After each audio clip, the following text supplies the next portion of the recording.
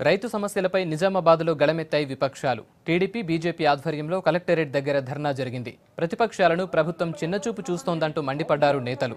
ప్రభుత్వ విధానాల వల్లే రాష్ట్రంలో రైతులు ఆత్మహత్యలు చేసుకుంటున్నారని ఆరోపించారు ప్రతిపక్ష నేతలు.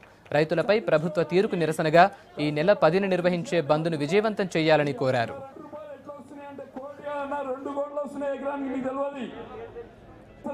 ఆలుగడ్డ పెడితే బంగారు గడ్డ వెళ్తుందన్న బంగారు గడ్డ మా రేవంత్ రెడ్డి మాట్లాడు ఊడవికి బయటేస్తాడు, మా దయాకర్రావు మాట్లాడు ఊడవికి బయటేస్తాడు, అరే బీజేపీ మాట్లాడు వాళ్ళని బయటేస్తాడు.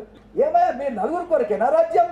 మీ కోటలల్లో మీ గడీలల్లో మళ్ళా తెలంగాణ తల్లి బంద్ అయిపోయిందయా కేసీఆర్, బంద్ అయిపోయింది.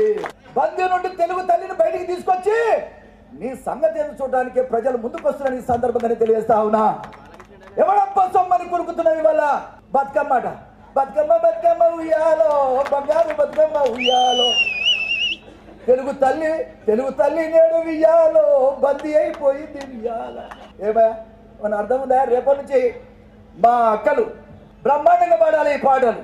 ఏమైపోయే ఉద్యోగాలు, ఏమైపోయే రజకు బతుకులు, ఏమయ్యే దళితుల బతుకులు, ఏమైపోయే ఇండ్లు, ఏమైపోయే నీళ్లు, కాలు వేడితే నీళ్ళు వస్తాయి, ఒక పోలు నాడితే కరెంట్ వస్తాయి, ఇది తుంపదేగా ఏమైపోయాయి.